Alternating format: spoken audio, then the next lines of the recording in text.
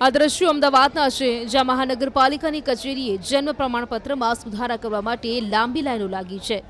બાળકનું આધાર કાર્ડ કઢાવવા માટે જન્મ પ્રમાણપત્રમાં નામ એક સાથે લખેલું હોવું જોઈએ અને માતા પિતાના આધાર કાર્ડમાં લખેલા નામ સાથે મેચ થવું જોઈએ.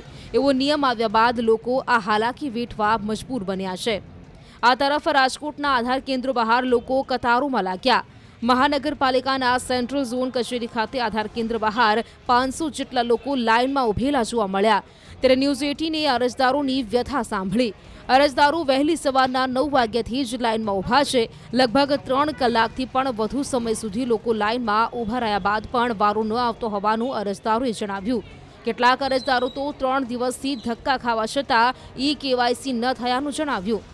લોકોએ કહ્યું, સરકારને અમે વિનંતી કરીએ છીએ કે તે કંઈક યોગ્ય વ્યવસ્થા કરે, જેથી કરીને લોકોની કેવાયસીની કામગીરી ઝડપથી પૂર્ણ થઈ શકે.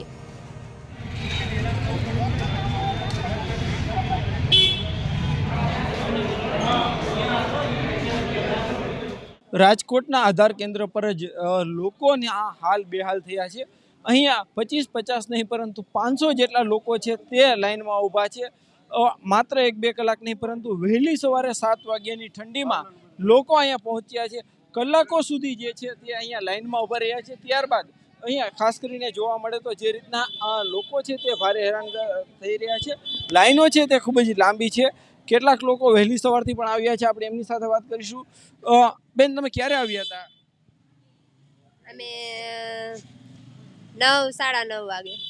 કેવી હેરાનગતિ થઈ છે? અત્યારે આમ બહુ ગરદી છે એટલે વારો ન થતો તો કેવી તકલીફ પડે ઊભા રહી? થાકી જાય ઊભા રહી. અહીંયા અન્ય વ્યક્તિ છે. તમે ભાઈ ક્યારથી આવો છો? ક્યાંથી? 9:45 થી આવી છે. રાજકોટના લાઈના છીએ અમે. તકલીફ તો ઘણી પડે છે ભાઈ. વ્યવસ્થા સારી હોવી જોઈએ.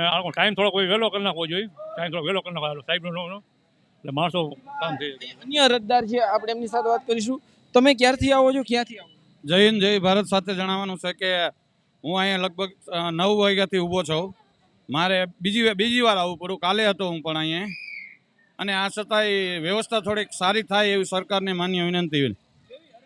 અરજદાર બહુ હેરાન થાય છે, કારણ કે 8 વાગે હું તો પોતે હેન્ડીકેપ છું. 8 વાગ્યાથી ઊભો છું પણ લાઈનમાં વારો આયલો આવે છે.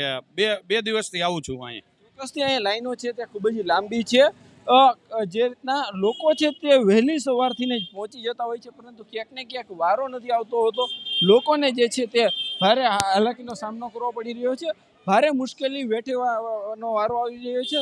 આમ છતાં પણ એક ધક્કે કામ નથી પડતું. અહીંયા જે કામ બતાવવા માટે 3 થી 4 ધક્કા થાય છે, ત્યારે લોકોનું પણ કહેવું છે કે યોગ્ય વ્યવસ્થા હોય તે ખૂબ જ જરૂરી છે. હાર્દિક જોશી, ન્યૂઝ 18 ગુજરાતી, રાજકોટ.